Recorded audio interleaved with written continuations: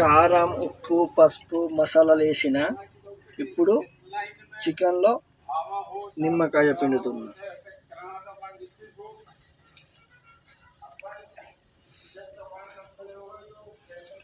బండి మేవో హాస్పిటల్లో ఖాళీ చేసి లోడింగ్కి వచ్చిన. వర్షం వస్తుండే, దానివల్ల లోడింగ్ ఆగిపోయింది. ఏం చేయాలని, సండే కాబట్టి ఇలా చికెన్ వండుతున్నా. నిమ్మకాయ పిండిన తర్వాత పెరుగు వేసుకుంటున్నా.